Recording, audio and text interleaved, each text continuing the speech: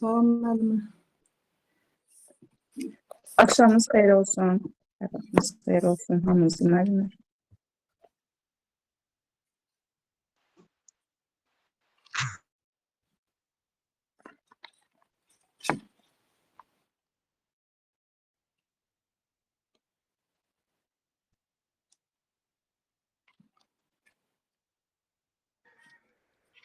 Hər vaxtınız xeyir müəllimlər. Axşamınız xeyir olsun müəllim. Hər vaxtınız xeyir müəllim. Axşamınız xeyir müəllim.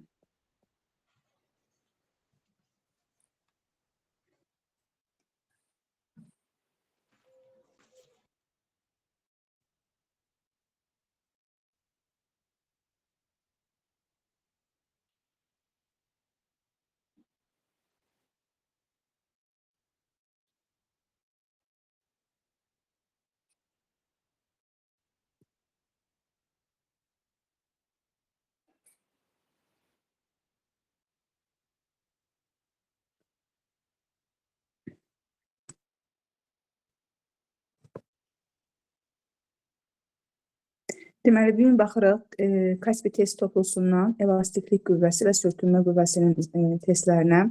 İlk 30 dənədən zəhmət olmasa hər kəs chat bölümünə yazsın suallarını.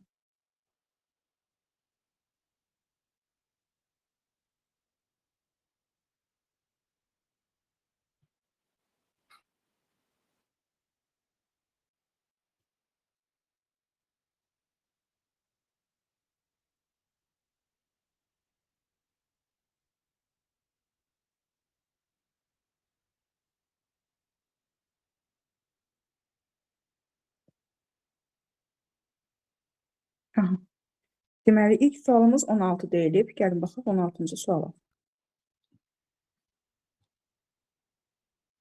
Sərtliyi 500 Newton bölünmüş metr olan yay iki qüvvənin təsiri ilə nə qədər uzanır? Aha, yəqin ki, burada sizi sual yaradan bu hər iki tərəfdən qüvvə ilə dartılmasıdır. Müəllimlər, sanki bunun bir tərəfindəki olan qüvvəni bir dayaq kimi düşünün. Sanki burada bir dayaq var. Bax belə. Bir dayaq var və siz sadəcə buna bir tərəfdən bir qüvvə ilə təsir edilmişsiniz. Bax, bu formada düşünün. Deməli, yəni ilə bura təsir edən qüvvə ilə 10 Newtona bərabərdir. Deməli, o zaman nə yazırıq? F bərabərdir Kx. Bizə nə deyir buradan? Sərtlik verilib, deməli, qüvvə verilib, uzanmanı istəyirlər. X bərabərdir F bölünmüş K-ya. Deməli, F-imiz nə qədərdir? F-imiz 10 Newton, sərtliyimiz isə 500. 10 bölünmüş 500, bu da bizə verəcək nə qədər? 0,02 metr, o da olur nə qədər? 2 santimetr. Cavabı santimetrlə verdikləri üçün keçirik santimetrə. Sanki, bax, belə olanda bunun bir tərəfini sanki elə bilin ki, bir dayağa bağlamısınız bu yayı, bir divara bərkitmişsiniz, məsələn, belə düşünün. Bir tərəfindən də 10 Newton qüvvə ilə təsir edirsiniz. Və buradakı sanki bu 10 Newton qüvvəni saymayın. Bu, bunun dayaq olan tərəfdəki qüvvəsidir. Bax, digər tərəfdə olan qüvvə sizə verəcək 10 Newtonu.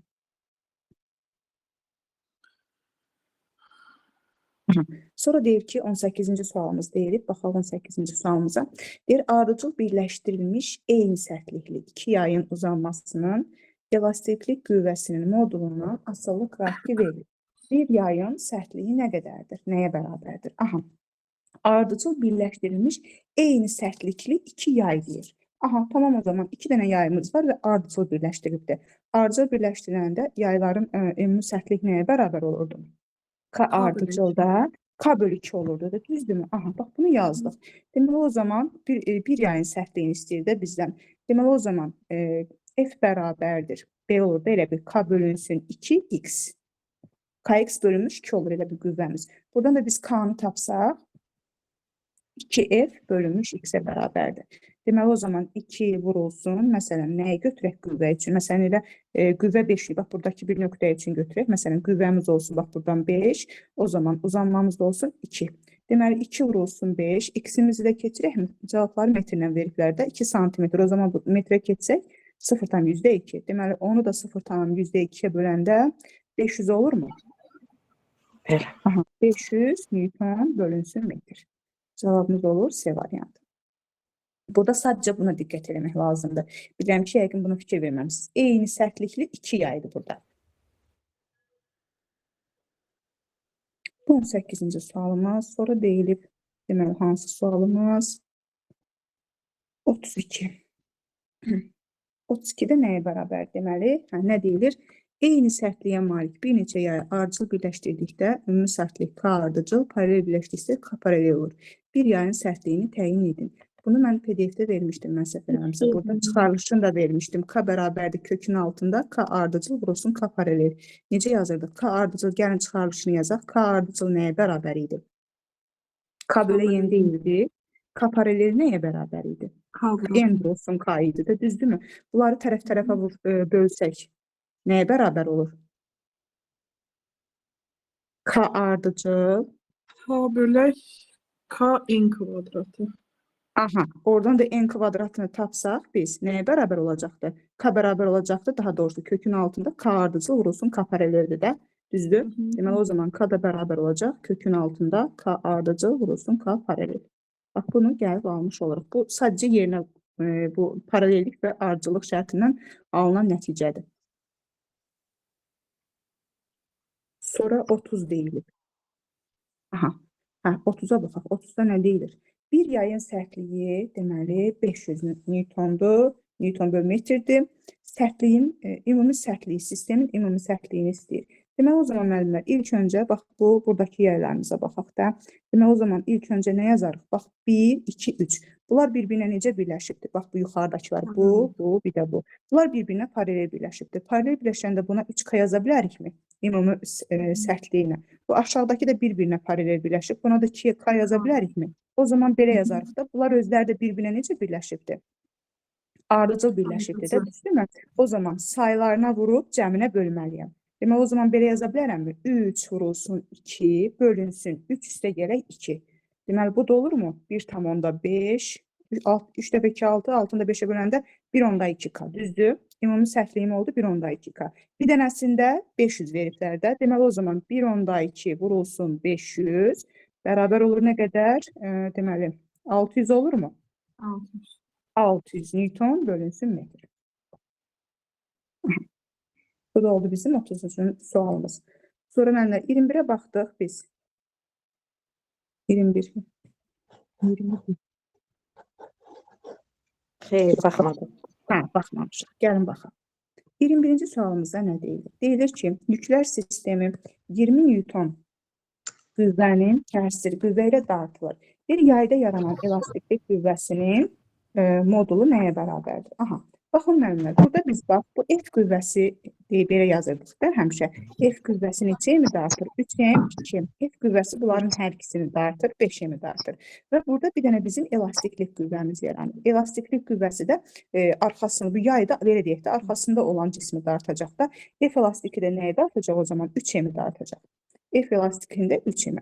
Buradan hər tərəfdən M-lər ixtisar gedir. Bizə nəyi veribdir? Qüvvənin qiymətini veribdir də. Deməli, o zaman F elastiki nəyə bərabər olacaqdır?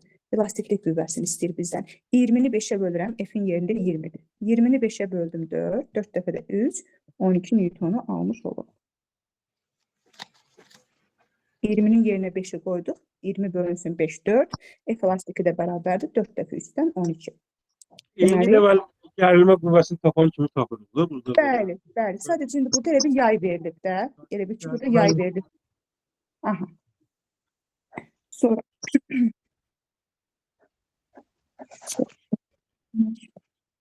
30-cu sualımıza baxdıq. Sonra deyilib 44. Gəlin baxaq. 44-cü sual. 44-cü sualımıza nə deyilir? Deyir ki, polad məftilin nisbi uzanmasının ilk uzunluğundan asıllıq qrafiki hansıdır? Aha, gəlin baxaq müəllimlər. Burada hansı qrafik olur? Nisbi uzanma başlanğıc uzunluqdan necə asılı idi? Delta L bölü L sıfırdı da onu yazdık tapyok oldu. Nisbi uzanma aslı değil. Aslı deyil. Başlangıç Burada başlanğıc uzunluqda nisbi uzanma aslı deyildir. Deməli, nisbi uzanma başlanğıc uzunluqdan aslı deyil. Bax, burada sabit xətti verəcək. 4. Mən də elə bildim ki, müəllimə düstura görə gedir o delta L bölə Y sıfıra görə. Hansını deyirsiniz? Bu bərabərdir. Delta L bölünsün L Bəli, sıfır. bəli, müəllimə. Delta Hə, L elə bildim. başında el sıfıra ixtisar gedir də yenə. Baxın müəllimə, bəli, L çıxılsın L sıfırdır da delta L-i açsaq. Delta L nəyə bərabərdir müəllimə? Deyin mənə. E çıxar Y sıfır. Aha, L L çıxılsın L L sıfır. Aha, görürsünüz, bu da açanda burada qalır L çıxaq L sıfır, çıxılsın 1 qalır burada. Yəni burada başlanğıc uzunluqdan nisbi uzanma aslı deyil.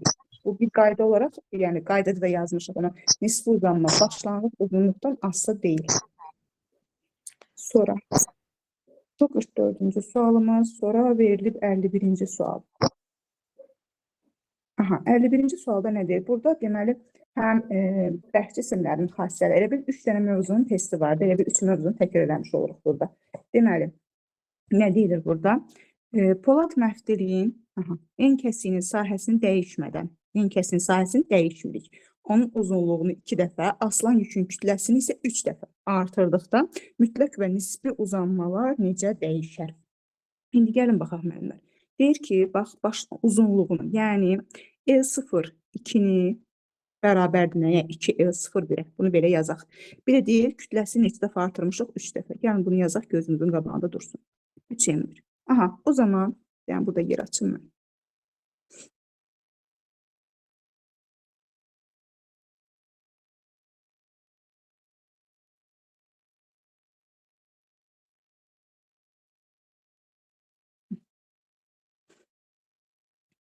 Deməli, bunları yazdıq.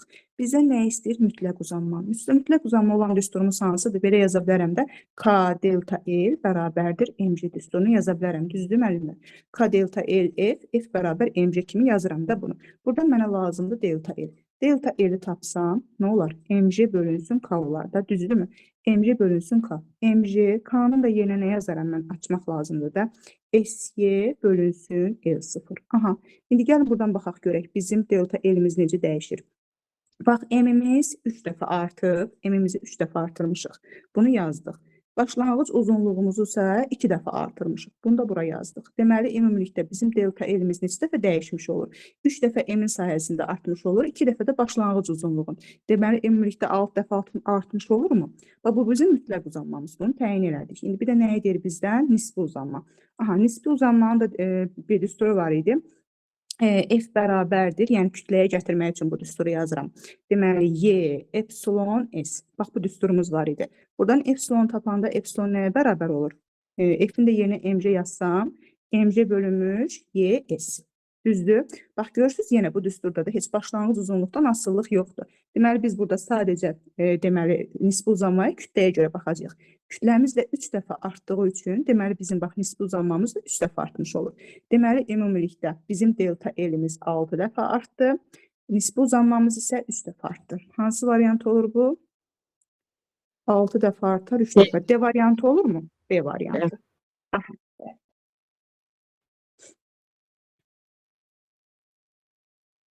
Sonra baxaq 58-ci sualımıza.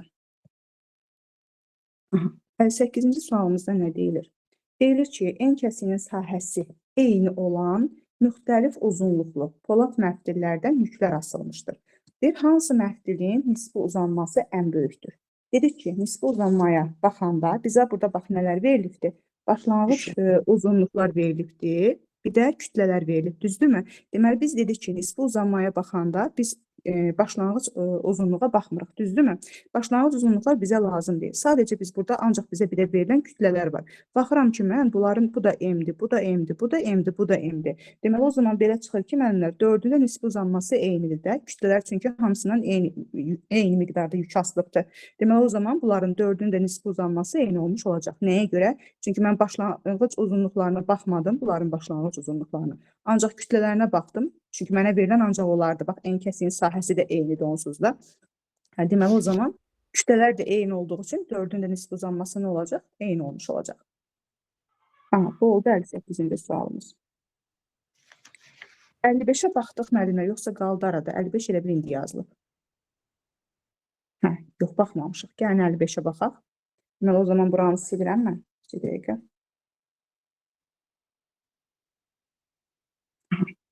Deməli, polad məftillərin nisbi uzanmalarını müqayisə edin. Yenə nisbi uzanmaya aiddir. Deməli, bax, bizə nə verilibdir? Bizə verilən, deməli, sahələrdir, qüvvələrdir, bir də başlanğıc uzunluqlardır. Yəni, deməli, mən elə düsturunu seçim ki, bunun, orada bunların hər birini nəzərə ala bilim. Onsuz da nəyə baxmayacaq? Başlanğıc uzunluğa baxmayacaq. Ehtiyac yoxdur. Başlanğıc uzunluqda nisbi uzanma asılı deyil. Bax, bunu unutmuruq. Deməli, o zaman gəlin yazaq. Deməli, hansı düsturu yazaq? Bayaq yazdığımız düstur vardı. F bərabər idi. Nə idi? F bölünsün SY. Bu düsturu almışdıq elə bu düsturu. Sadəcə bayaq qüvvənin yerinə kütlə verilmişdi. MC yazılır, amma artıq burada qüvvələrlə verib ehtiyac yoxdur. Deməli, o zaman belə yaza bilərik də. Bizə deməli lazımdır. Epsilonun bir F-ə görə müqayisə edəcəyik, bir də S-ə görə müqayisə edəcəyik. Onsuz yük modulu polad məftillərdə də eynidir. Deməli, o zaman yazıram. Epsilon 1-in Epsilon 2-yə olan nisbəti bərabərdir. F1-in F2-yə nisbəti, S2-nin S1-ə nisbəti. Bu formada yazdım. Deməli, o zaman bu da bərabər. F1-imiz nə qədərdir? Baxın, F1-imiz 2F-dir. F2-miz F-dir.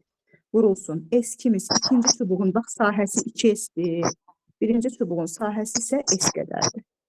Gəlin buradan ixtisarlarımızı aparanda, deməli, F-lər, S-lər gedir. 2 dəfə 2, 4. Deməli, başlanğıcla sonu birləşdirsək, alınırmı? Epsilon 1 bərabərdir 4 epsilon 2-yə. Düzmü yazdıq? Başlanğıcla sonu birləşdirdik.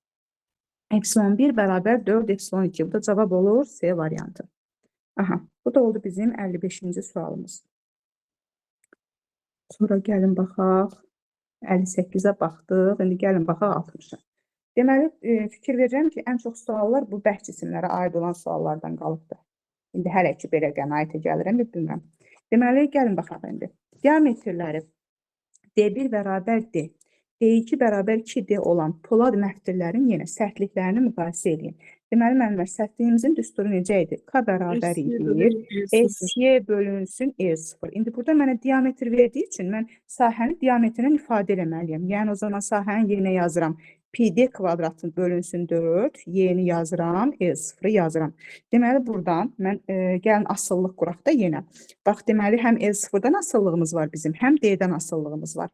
Deməli, o zaman nə yaza bilirik? K1-in K2-yə olan nisbəti, K1-in K2-yə olan nisbəti bərabərdir. D1-in kvadratının, D2-nin kvadratına olan nisbəti, bir də tərsinə L0 2-nin, yəni L2-nin L1-ə olan nisbəti. Bax, bu nisbəti tapsam, mən cavabımı almış olacağım. Deməli, birincinin diametri nə qədərdir? D qədərdir. Yəni, yazıram D kvadratı. İkincinin diametri 2D'dir. 2D'nin kvadratı olacaq 4D kvadratı. Vurulsun. L2 nə qədərdir? L2 2L0-dır. L1-də L0 qədərdir. Düzdürmü? Nəzərimdən heç nə qaçmadı ki, deməli, D kvadratlar getdi, L0-lar getdi, qaldı mı 2-də 1? Deməli, başlanğıcla sonu birləşdirsək, K2 bərabər olur 2K1-ə. Deməli, bu da hansı variant olur? C variantı olmuş olur.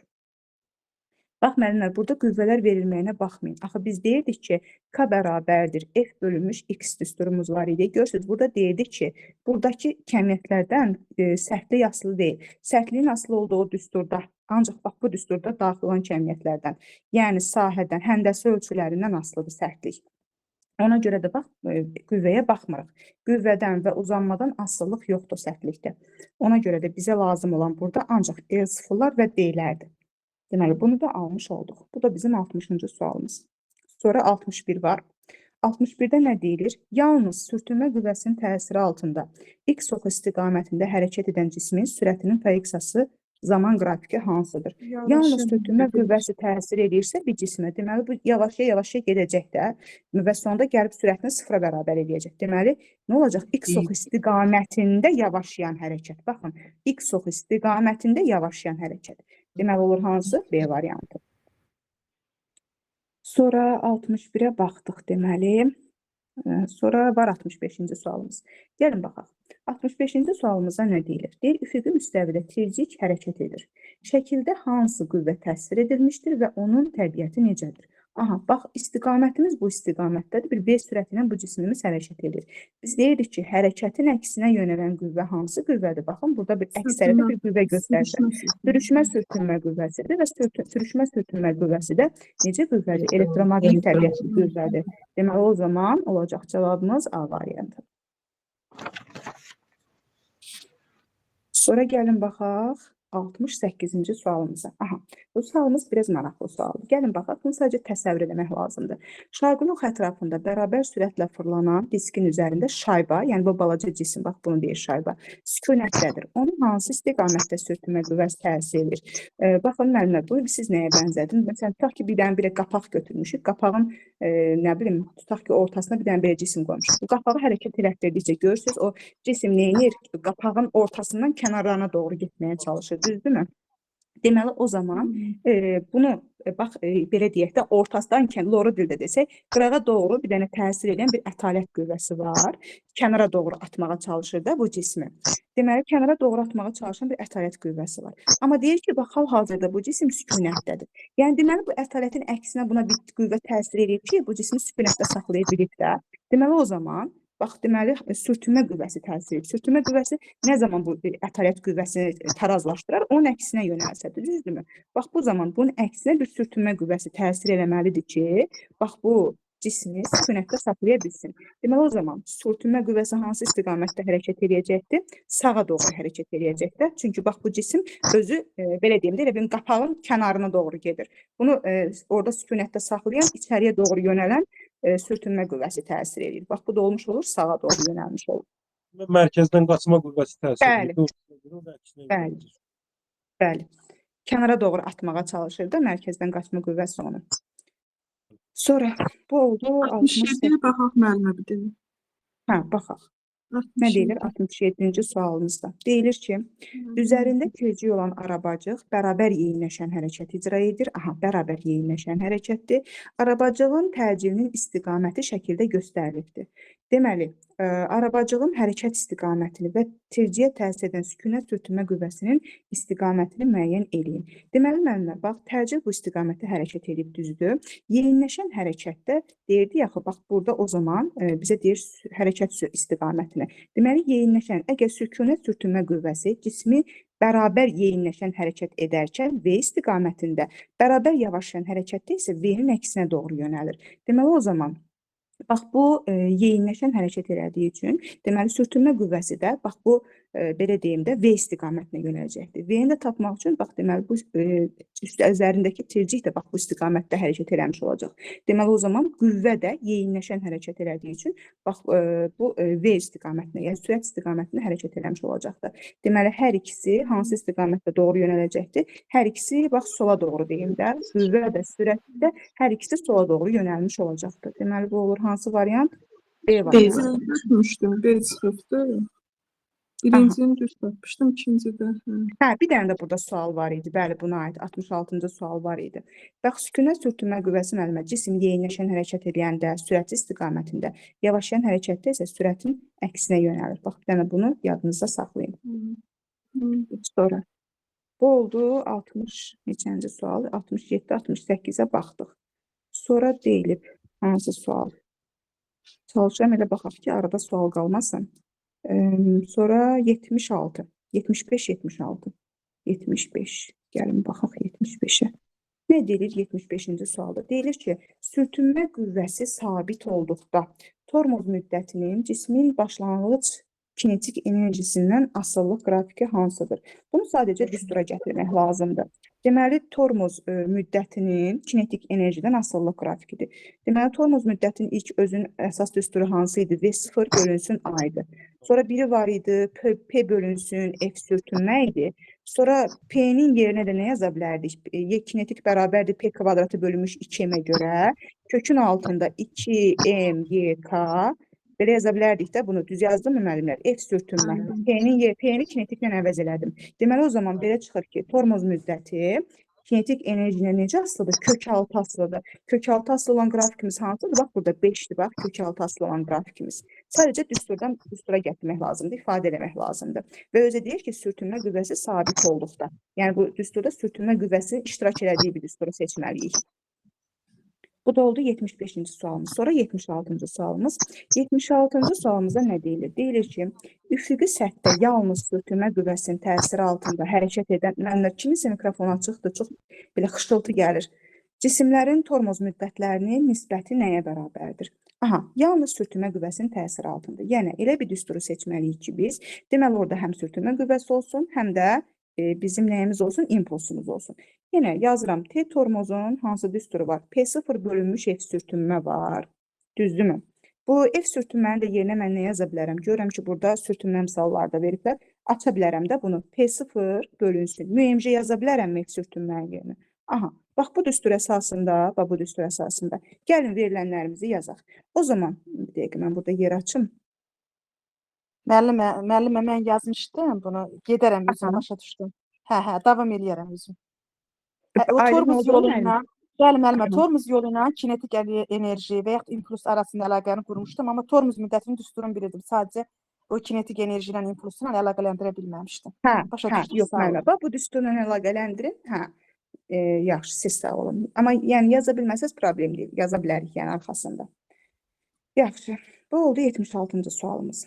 Sonra deyilib 78. Gəlin baxaq 78-ci sualımıza. 78-ci sualımızda nə deyilir? Deyir ki, üfüqi səthdə yenə bu aiddir nəyə? Tormoz müddətimizə. Deyir, üfüqi səthdə yalnız sürtünmə qüvvəsinin təsiri altında hərəkət edən cisimlərin tormoz müddətləri arasındakı hansı münasibət doğrudur? Yenə gəlin yazaq. Bax, elə düstur seçək ki, yenə yalnız deyir sürtünmə qüvvəsi təsir eləsin. Bax, elə düstur seçməliyik ki, orada sürtünmə qüvvəsi də olmuş olsun bir dəqiqə. Aha, demək o zaman yazırıq. Kinetik, belə T tormoz bərabərdir. Bayaq bunu almışdıq bu düsturu. Necə aldıq? Kökün altında 2MYK bölünsün nəyə? Elə F sürtünmənin də yerinə müəyyimcə yazaq da kütləmiz də var. Yazaq mı belə müəyyimcə?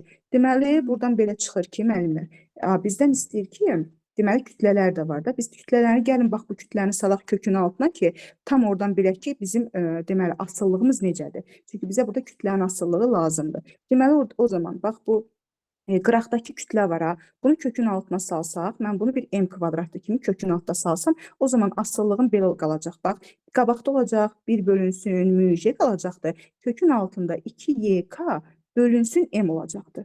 Başa düşdük, bunu necə elədik? Bax, kökü qıraqda olan M var. Bunu saldım kökün altına ki, çünki bir dənə elə bir ki, kütlə qıraqda var, kökün altında da. Biri kökün altındadır, biri də kənardadır. Bunu birindən asıllıq yaradaq da. Belə bilmirik axı, həm kök altı düz var, həm tərs var. Deməli, o zaman bunu M-i kvadrata yüksəldib kökün altına saldım. Bu M-lər ixtisar getdi. Burada kökün altında qaldı 2YK bölünmüş M. Bir də qıraqda 1 bölünmüş müjemiz də qaldı da bizim.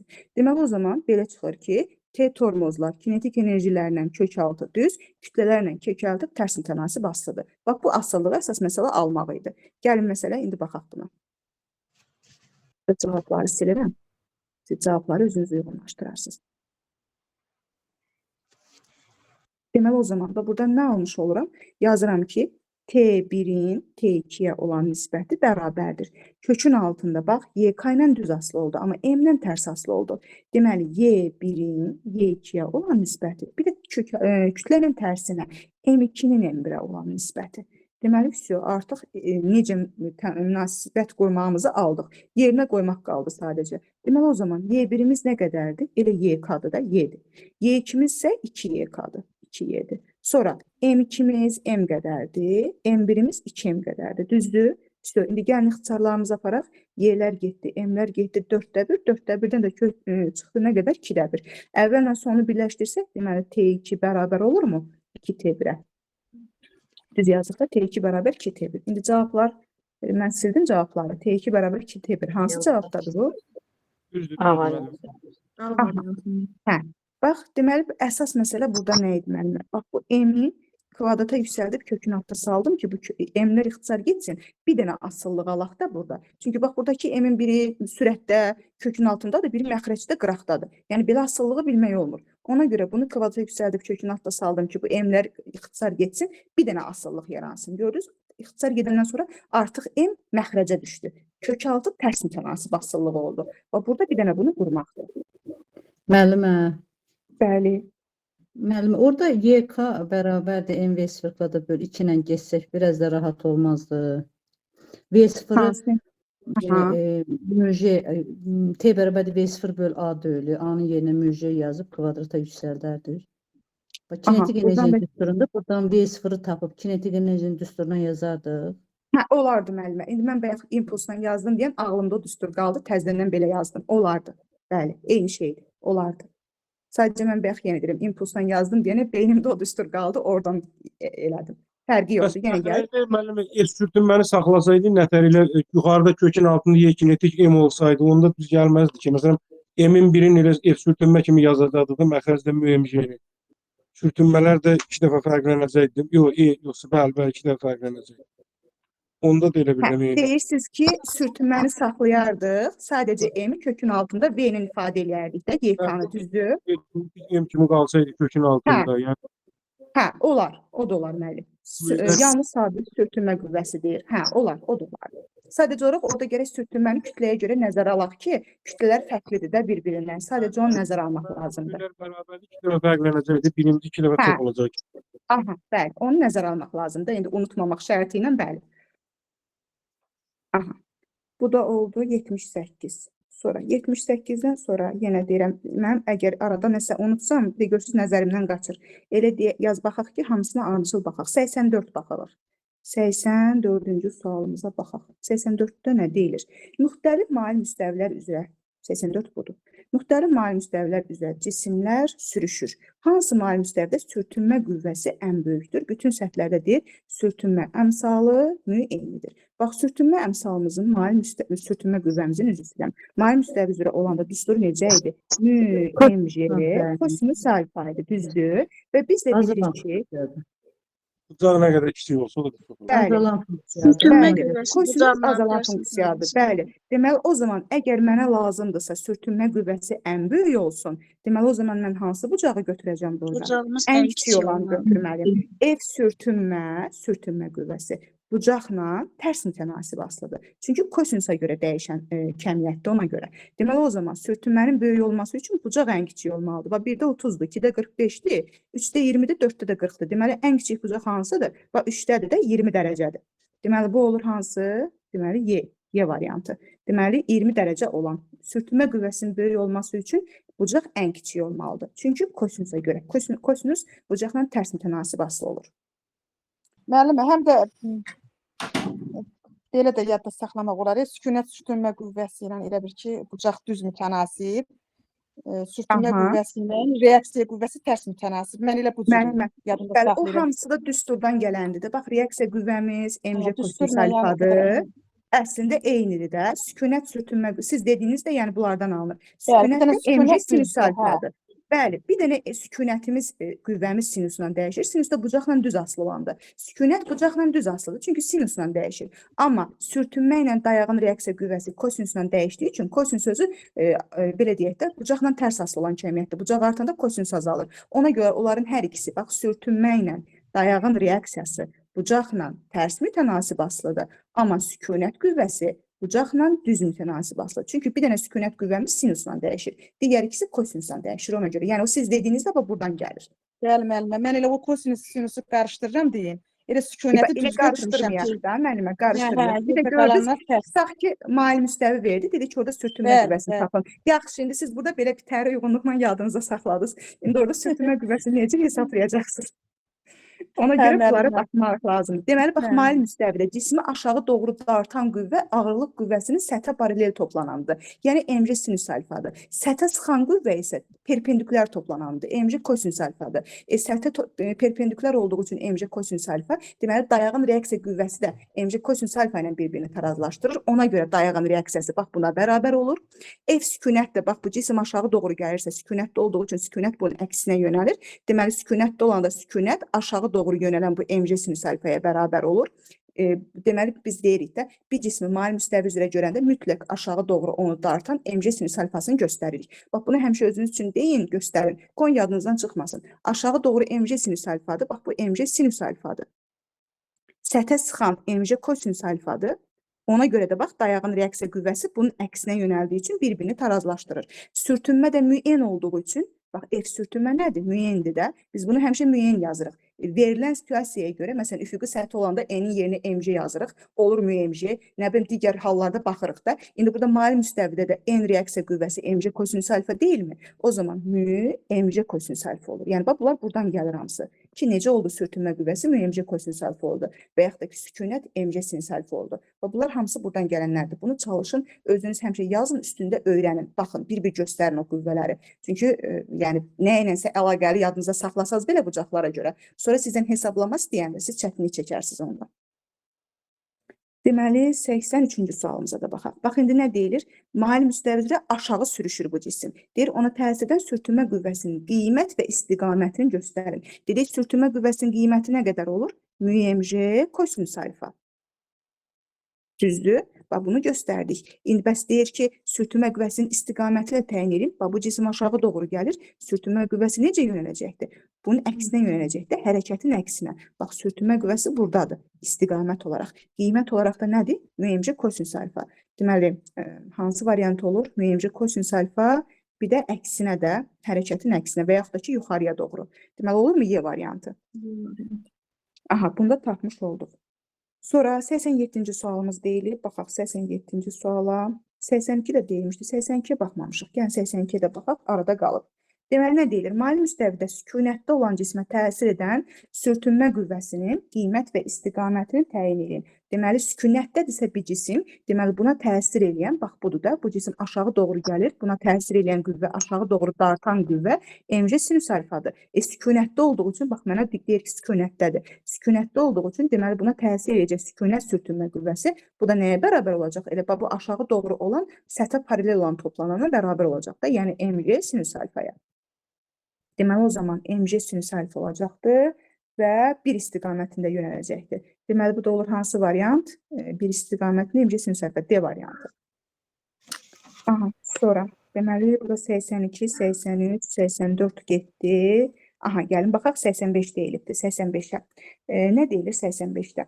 Bax, üç cisim deyir, üfüqi müstəvi üzrə bərabər sürətlə sürüşdürülür.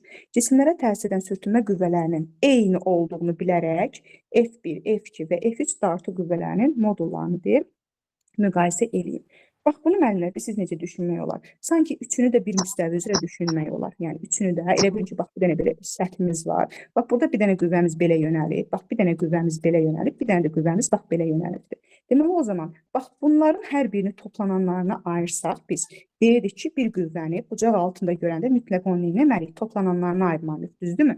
Toplananlarına ayırsaq, bir dənə toplananın bu olacaq, bax, bir dənə toplananın bu olacaq, düzdür? Bunları ayırsam da, indi hər birini ayrı-ayrıqda ayrılmıram, ümumi olaraq buradan nəticə çıxartmaq istəyirəm. Deməli, o zaman bizə deyir ki, sürtünmə qüvvəsi də var. Sürtünmə qüvvəsi də o zaman əksinə yönələcəkdir. Bu sürtünmə qüvvəsi nəyə bərabər olacaqdır? Elə F kosinüs alfaya bərabər olmayacaqmı? F sürtünmə bərabər olacaq nəyə? F kosinüs alfaya. Deməli, o zaman mənə lazımdır ki, mən bu qüvvəni, deməli, F dartı qüvvələrini, bu dartı qüvvələri də elə F ilə mütənasib olacaqdır da. Deməli, o zaman mən elə buradan F-i tapsam, F nəyə bərabər olacaqdır? F kosinüs alfa ilə tərs mütənasib olacaqdır, düzdürmü? 1 bölünsün kosinüs alfa ilə. Kosinüs alfa ilə, deməli, o zaman belə çıxır ki, F özü alfa ilə düz mütənasib olacaq. Çünki kosinüs alfa da özü bucaqdan tərs tərəfə. Yəni, bir sözlə, buradan alınan nəticəmiz odur ki, F bucaqla düz mütənasib asılıdır. Deməli, o zaman F bucaqla düz mütənasib asılıdırsa, deməli, ən böyük bucağımız hansıdır? Bax, biri 0 dərəcədir. deməli hərəkət istiqamətindədir. Biri 60 dərəcədir, biri də 30 dərəcədir. Deməli o zaman düz mütənasib asıllıq götürürük. Ən böyük bucağımız 2-dədir, yəni F2, sonra F3, bu F3-dür də, hə. F3, sonra da nə? F1. Deməli bax F2 böyük F3, o da böyük F1. Cavabımız olur, bax B variantı. Sonra baxırıq 86-cı sualımıza. Deməli nə deyilir? Tircik 15 Newton qüvvə ilə dartılır. Lakin o hərəkət eləmir. Aha. Tircik ilə səth arasındakı sürtünmə misalda verilibdir. Tircə təsir edən sürtünmə qüvvəsinin qiymət və istiqamətini təyin edin. İlk öncə dartı qüvvəsi bu istiqamətdədirsə, təbii ki, yəni sürtünmə qüvvəsinin istiqaməti olacaq onun əksinə doğru. İlk öncə bir bunu göstərək. Bax, bu oldu bizim ev sürtünməmiz. Deyir ki, 15 Newton qüvvə ilə dartılır. Deməli, dartı qüvvəmiz 15 Newtondur, amma deməli, neynəmir cisim? Hərəkət eləmir də. Deməli, tircə təsir edən sürtünmə qüvvəsi. Deməli, o zaman müəllimlər, sürtünmə qüvvəsinin qiyməti ilə nə qədər olacaqdır? Dartı qüvvəsi qədər olmayacaq. Dartı qüvvəsi qədər olacaq da. Elə F sürtünmə, deməli, o zaman nəyə bərabərdir? F dartıya. Elə o da bərabərdir nə qədər? 15 Newton. İstiqamətini də göstərdik. Dartının əksinə. Deməli, 15 Newton, bir də dartının əksinə, yəni sola tərəfdə istiqamət. Deməli, o zaman bu da olur hansı variant? A variantı. Sonra bu oldu 86-cı sualımız. Sonra 87 var. Aha, yəni baxaq 87-yə. 87-də nə deyilir? Üfüqi yolda 10 metr/saniyə sürətlə hərəkət edən avtomobil 10 nöqtəsində tormozlanır. Aha, bax, 10 nöqtəsi, bir dəqiqə. 10 nöqtəsi buradır. 10 nöqtəsində tormozlanır, sürtünmə misalda verilir. Deyir, avtomobil hansı nöqtədə dayanır? Hə, deyir, bu nöqtələrin hansına qədər hərəkət edib dayanar. Deməli, bizim başlanğıc sürətimizdə verilibdir də. Düsturumuz necə idi? Tormuz yolumuzun düsturu. S tormuz bərabərdir. V0-ın kvadratı bölünsün 2/7. Düzdürmü? Buradan da verilib də hər şeyimiz. V0-ımız nə qədərdir? 10, kvadrat olacaq 100. Sonra bölünsün 2 vurulsun. Sürtünmə misalımız 0,5, J'miz də 10. Yəni, bunu hesablayaq. Deməli, bu sıfırlar getdi. 2-ni 0,5-ə vurduq. 10, 1, onu da 1-ə böldük. 10 olur mu cavabımız? Deməli, 10 metr yol gedəcəkdir. 10 metr yol getməkdə, baxın, hara qədər gələcəkdir? Bax, buradan A-ya gələndə 5 metr olur. Bax, 10 buradadır, B-yə gələcəkdir. Deməli, o zaman gəlib bu cisim hansı nöqtədə dayanacaq? 10 metr yol gəlib B nöqtəsində dayanacaqdır. Deməli, bu da olur cavabımız D variantı. Sonra 85-ə baxdıq. Sonra hansıdır? Bu axırıncı 87 idi. 87-dən sonra deməli 90. 90-cı sualımıza təmizləyim. 90-cı sualda nə deyilir? Deyilir ki, üfüqi yolda V0 bərabər 20 metr/saniyə başlanğıc sürətlə hərəkət edən 40 kiloqram kütləli cismə 400 Newton dartı qüvvəsi ilə 240 Newton sürtünmə qüvvəsi təsir eləyir. Hə, onun sürətinin proyeksiyasını bir hesablayın. İndi deməli, başlanğıc sürətlə hərəkət eləyir. Deməli, bizə nə verilib? Necə yazaq müəlliməm? Baxıram ki, dartı qüvvəsi 400 Newtondur, sürtünmə qüvvəsi 240 Newtondur. Deməli, dartı sürtünmədən böyükdür. O zaman təyinliyimizi necə yazarıq? F dartı çıxılsın, F sürtünmə bərabər MA yazarıq, düzdürmü? Mənə lazımdır ki, təcili tapım. Təcili tapsam, mən təyinliyi quraram da, düzdür? Deməli, kütlə də verilibdir də bizə. Bir dənə buradan məlum olmayanımız təcildir. Deməli, o zaman yazsaq, 400 çıxılsın, deməli, qüvvəmiz sürtünmə 240 bərabərdir. Kütləmiz 40 vurulsun A-ya. Buradan da A nəyə bərabər olur? 160 bölünsün 40-dan 4 metr/saniyə kvadratı olurmu? Aha, başlanğıc sürətim var, təcilin var. Tənliyi quraram da. Deməli, V bərabərdir. V0. Deməli, V0-ım oldu 20. Üzərinə gəlinsin 4T olmurmu? Üzərinə gəlinsin 4T. Təcildə tapdım da. Dartı qüvvəsi böyük olduğu üçün mən bunu plusunla yazdım. Çünki deməli, dartı qüvvəsi böyükdür. Əgər sürtünmə qüvvəsi böyük olsaydı, yavaşlayan olardı. Deməli, o zaman mən minus yazardım. Deməli, bax, cavabımız olur hansı? 20 üzərinə gəlinsin 4T. Bu da hansı variantdır? B variantı. Aha, sonra baxaq. Bu oldu 90-cı sualımız. Sonra baxaq 96-ya. 96-da görək nə deyilir. Baxaq 96-cı sualımıza. Aha, 96-cı sualda deyilir ki, kütləsi 2 kiloqram olan tircik 96. Üfüqi istiqamətdə 10 Newton qüvvə ilə dartılır. Lakin o hərəkətə gəlmir. Aha, dartılır, amma hərəkətə gəlmir. Tirciyin hərəkətə gəlməsi üçün dartı qüvvəsi ən azı neçə Newton olmalıdır? Deməli, o zaman gəlin baxaq müəllim. burada nə yazırıq? Bax, belə bizim üfüqi istiqamətdə deyir 10 Newton qüvvə ilə dartılırsa, deməli ilk öncə gəlin baxaq görək bizim burada təsir edən bu sükunət qüvvəmiz nə qədərdir? Hərəkətə gəlməsi üçün deyir. F sükunət bərabər olacaqmı? Elə F sürtünmə qədər olacaqdır da burada. Deməli o zaman mü mj-yə. Bax buradan müyümüz nə qədərdir? 0,6 vurulsun 2 vurulsun 10. Bu olurmu 12? Aha. Deməli, baxın müəllimlər, buradan biz tapdıq ki, bizim bax elə bu sükunət qüvvəmiz 12 Newton olmalıdır ki, yəni tirciyin hərəkətə gəlməsi üçün dartı qüvvəsi. Bu dartı hal-hazırda 10-dur. Amma bu tirciyi, bax bu kütləsi 2 kiloqram olan tirciyi hərəkətə gətirmək üçün bu sükunət qüvvəsi ən azından 12 Newton olmalıdır ki, yəni bu dartı qüvvəsi də buna bərabər olacaqdır. Yəni bax bunu neynəsin? Yerindən hərəkətə gətirə bilsin. Deməli o zaman bizim burada cavabımız olmalıdır nə qədər? 12 Newton. Amma 10 Newtonla dartdıqları üçün hal-hazırda neynəmir? Hərəkətə gəlmir. Çünki dartı kiçikdir də, yəni hələ bu cismi yerindən tərpədə bilmir.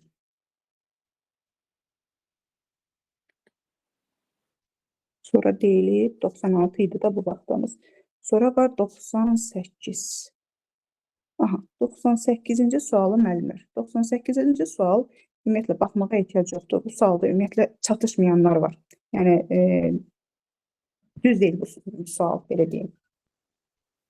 Bəli, orada bir nəticə çıxara bilmədik. Bəli, burada çatışmır məsələ.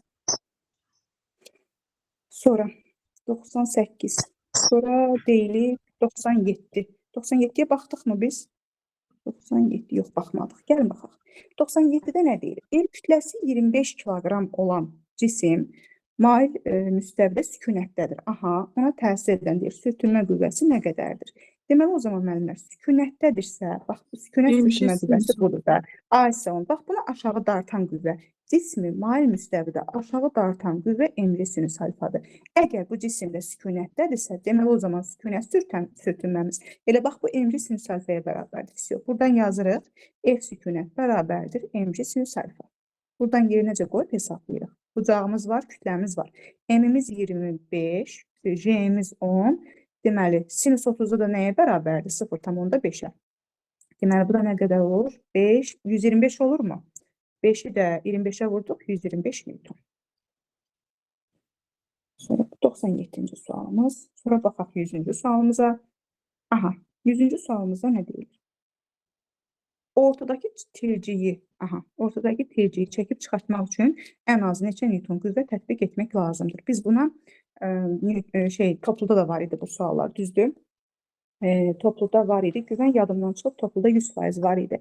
Deməli, müəllimlər, o ortadakı tirciyi dartıb çıxartmaq üçün lazım olan qüvvə, bax bu ortadakı tirciyə təsir edən, yəni ortadakı tirciyi dartıb çıxartmaq istəyirsinizmi? Bax, bunun üstündə bir sürtünmə qüvvəsi yaranır. Bax, bir də bunun altında burada bir sürtünmə qüvvəsi yaranır. Bax, bu F qüvvəsi ən az, bax, bu sürtünmə 1 və sürtünmə 2 qüvvələrinin cəmi qədər olmalıdır. Yəni, ortadakını dartırsınızsa, bax, ortadakı cismin üstündə və altında bir sürtünmə qüvvəsi yaranır. Həmin sürtünmə qüvvələrini tapıb toplasaq, biz ən az bu F minimum qüvvəsini tapmış oluruq. Özə burada tapdığımız F minimal qüvvədir. Deməli, o zaman belə yazarım da mən bunu. Deməli, F minimum bərabər olacaqdır. Bax, buradakı sürtünmə nə qədər olacaqdır? 2 kiloqramlığa təsir edəcək də, bu yuxarıdakını deyirəm. Deməli, o zaman bu olacaqmı? 2 mg qədər. Daha doğrusu, kütlə 2-dir. 2 mg olacaqdır, elə bir ki bu. 2 müyümüz 0,5, J'miz də 10. Bax, burada yaranan sürtünmə bu qədərdir. Qoyun, burada yazın laf addiyəni. F sürtünmə 1 olacaqmı? Mg. Deməli, bax, müyümüz 0,5, M-imiz 2, J'miz 10. Bax, bu da deməli olur mu? Nə qədər? 10 olur müəllimlər bu. Deməli, 5-i, hədə 5 dəfə 2, 10. Aha, deməli bu oldu 10. Sonra F sürtünmə 2-ni tapsaq, yəni bu aşağıdakını tapsaq, bax bunu. Aşağıdakına təsir edən sürtünmə qüvvəsi nə qədər olacaqdır? Bax, bu 2 ilə 3 kiloqramın cəmi qədər olacaq, düzdür? Olacaqmı? 5 mg qədər. Bax, kütləmiz artıq burada 2 dənə kütlə var. Deməli, bir 3 var, bir 2 var. Deməli, o zaman bu da olur. Deməli, 5 vurulsun 0,5 vurulsun 10. Deməli, bu da olur 25. Deməli, bizim cəmi qüvvəmiz, qoy buranı silin. F sürtünmə 1 ilə F sürtünmə 2-nin cəmi olacaq, minimal qüvvəmiz. Deməli, o da olur nə qədər? 10 üzərinə gəlinsin 25-dən olacaq 35 Newton. Deməli, 35 Newton qədər qüvvə tətbiq etmək lazımdır ki, bax, bu 3 kiloqramlıq cismi bu 2 dənə cismin arasından dartıb çıxardaq.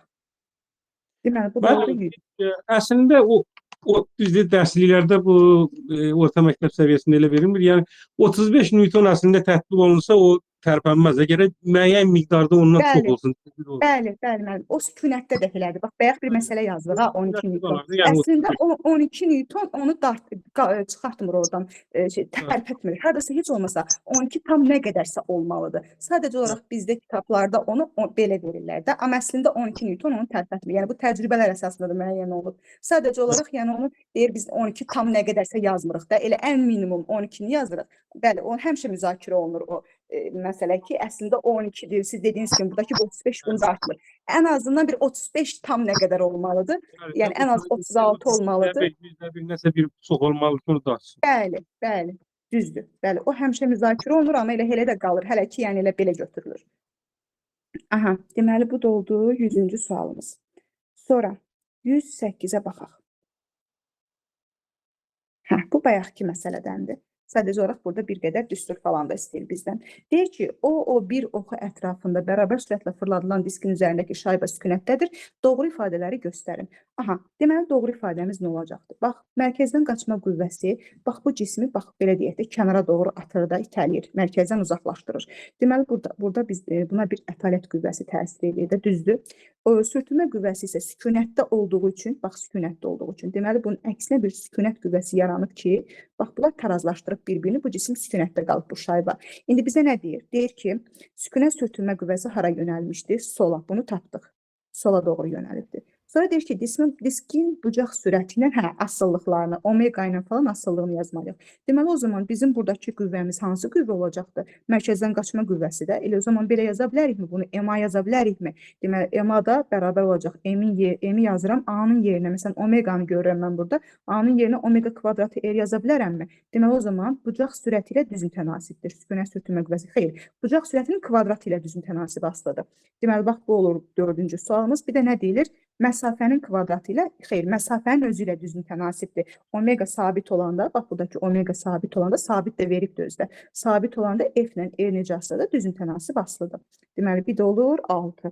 Deməli, cavabımız olur 2, 4, 6. Belə. Bu da oldu 108-ci sualımız. Sonra deyilib 109-cu sualımız. Aha, 109-cu sualımızda nə deyilir? Deyilir ki, üfüqi müstəvidə kütləsi 5 kiloqram olan tercih var. Onunla səth arasındakı sürtünmə əmsalı 0.4-dür. Tercihdir 10 Newton dartı qüvvəsi tətbiq edilmişdir. Hansı ifadələr doğrudur? Aha, gəlin ilk öncə baxaq görək biz buna təsir edən bu sükunət qüvvəsi nə qədərdir? Deməli, F sükunət bərabər olacaq yenə sürtünmə qüvvəsi qədər. Mü, mj. Deməli, o da müümüz nə qədərdir? 0.4. M-imiz 5 kiloqramdır, J-imiz də 10-dur. Deməli, bu olurmu? 20 Newton. Deməli, bunu tapdıq ki, bu 20 Newtona bərabər oldu. Deməli, bizim bu dartımız, bax, bu verilən dartı qüvvəmiz var ha, bu nə olmalıdır? 20 Newtondan böyük bərabər olmalıdır. Belə deyək, böyük bərabər 20 olmalıdır ki, bu cismi darta bilsin. Hal-hazırda, çünki buna təsir edən sükunət qüvvəsi 20 Newtondur. Dartı bundan 20 və 20-dən böyük olmalıdır ki, bu cismi yerindən tərpədə bilsin. Deməli, o zaman gəlin bir-bir oxuyaq. Deyir ki, terciyə 10 Newton sürtünmə qüvvəsi təsir göstərir. Deməli, bəli, hal-hazırda terciyə 10 Newton dartı qüvvəsi təsir edir və yerindən tərpənmədiyi üçün də, deməli, sürtünmə qüvvəsi nə qədər ola bilər? Burada 10 Newton təsir göstərmiş olur. Sonra deyilir ki, ikinci 20 Newtondur, sonra deyilir ki, dartı qüvvəsinin artması ilə sürtünmə qüvvəsi dəyişməz. Xeyr, dartı qüvvəsi artırsa, sürtünmə qüvvəsi də artacaqdır. Deməli, oldu 1, 4, sonra deyir ki, sonra nə deyir? Dartı qüvvəsi F kiçik 20 Newton olduqda tercih sürüşməz. Bu doğrudur müəllimlər. Çünki bax biz tapdıq ki, dartı qüvvəsi 20 Newtondan böyük olmalıdır ki, bu cisim hərəkət eləsin. Əgər ondan kiçiksə yerindən tərpənməz. Bu doğrudur. Sonra deyir dartı qüvvəsi F böyük bərabər 20 Newton olduqda sürüşər. Bəli, bu şartı yazdıq bax. 20-dən böyük bərabər olmalıdır ki, bu tercih nə etsin? Sürüşməyə başlasın, hərəkət eləməyə başlasın. Məmə bəs 2 niyə götürmədik? O da 20 Newton idi da. Bircə dəqiqə. Hansını deyirsiniz? Hə, bunu deyirsiniz. Terciyə 20 Newton sürtünmə qüvvəsi təsir edir. Müəllimə, hal-hazırda bax bu terciyə təsir edən dartı qüvvəsini bizə 10 Newton verib. Elə deyir ki, yerindən tərpənmir. Yerindən tərpənmirsə, Deməli, bu tircə təsir edən sürtünmə qüvvəsi də elə bu dartı qüvvəsi qədərdir. Bax, biz tapdıq ki, dartı 20 Newtona bərabər və böyük olsa, bu artıq başlayacaq hərəkət eləməyə. Artıq 20 Newtona bərabər və böyük olanda başlayacaq hərəkət eləməyə. Yəni, dartı qüvvəsinin artması ilə artıq sürtünmə qüvvəsi artacaqdır. Ona görə biz burada hal-hazırda sükunət halı üçün tezciyə 10 Newton sürtünmə qüvvəsi təsir göstərir. Bax, bunu götürürük. Hal-hazırda, çünki sükunətdədir bu cisim. Sonra müəllimlər, başqa var suallarınız yazın. Hələ ki, məncə deyilən suallara baxdıq. Əgər nəzərimdən arada qaçan olubsa, deyin. Var başqa suallarınız, yoxsa yazmısınız? Neçə dənədir bu suallar? Neçə dənədir bu? 120 dənədir. Hə, 120 dənədir. Deməli, o zaman axırıncı Yoxdur. sualımız 110 deyildi. Yox, 110-a, hə, 110 deyilib. Gəlin 110-a baxaq. Aha. Deyilir ki, 110-u heç görmürəm. Deyilir ki, şaquli dəmir lövhəyə maqnit yapışıb. Aha. Maqnitə təsir edən qüvvələr haqqında doğru ifadələri deyir, göstərin. İlk öncə nə deyir? Sürtünmə qüvvəsi aşağı yönəlmişdir. Xeyr, sürtünmə qüvvəsi aşağı yönəlməz. Bax, belə olanda, bax, bu cismə aşağı doğru mg qüvvəsi təsir edir. Başqa bir qüvvə yoxdur da. Elə o zaman sürtünmə qüvvəsini, bax, bu ağırlığın əksi olaraq götürürük. Deməli, o zaman sürtünmə qüvvəsi hara yönələcəkdir? Yuxarı doğru yönələcəkdir. Deməli, varmı bu? Sürtünmə qüvvəsi yuxarı yönələr. Bəli, ağırlıq qüvvəsi aşağı yönələr. Bax, göstərdik. Sonra bir də deyir ki, ağırlıq, sürtünmə, elastiklik var. Hə, elastiklik qüvvəsi necə yönələcəkdir? Bax, elastiklik qüvvəsi müəllimlər sağa doğru yönələcək. Niyə sağa doğru? Niyə sağa doğru yönələcək? Çünki baxın, sanki bax bu cismi bu divara yapışdırmışıq ha.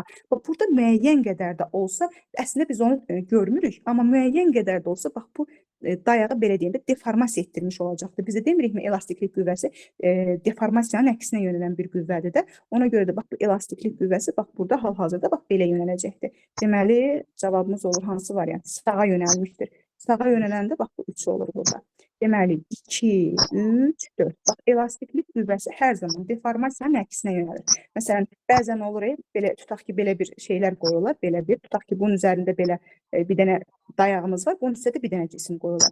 Əslində, çox vaxt biz bunun tutaq ki, görmürük deformasiyasını, amma az da olsa, çox az da olsa burada bir deformasiya yaranır.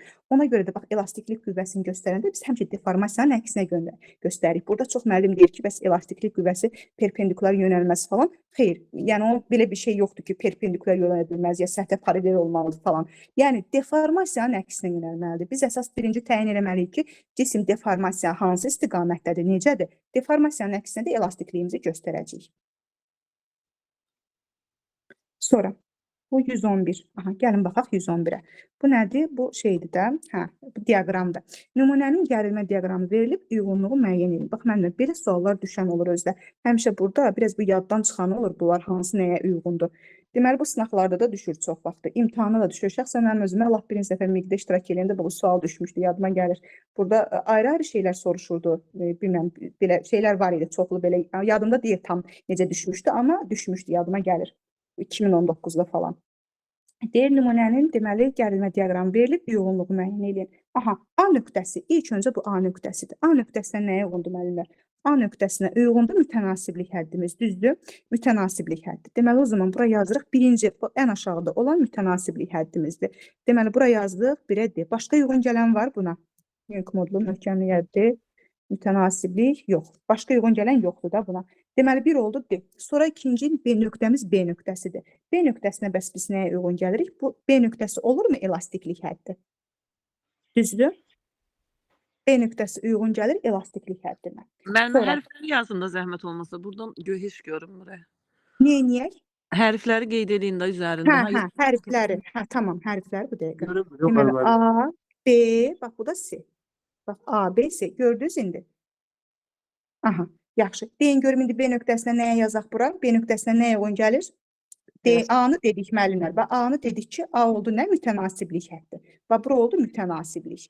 Sonra gəlir B nöqtəsi. İndi B nöqtəsini deyin görək, B nöqtəsinə nə yazaq? Elastiklik nə olur? B nöqtəsinə elastiklik uyğun gəlir. Elastiklik C-dir. Sonra bir də var ən hündür nöqtəmiz. Bax, belə deyək, bu təpə nöqtəsi. Bu təpə nöqtəsinə, C nöqtəsinə nə uyğun gəlir bəs? Orada möhkəmlik olur da, möhkəmlik. Bəli, nümunənin tab gətirə bildiyi möhkəmlik həddi bax ora qədər olur. Deməli o zaman möhkəmlik həddi hansıdır? B-dir. Deməli bunları da yazırıq. Bəli.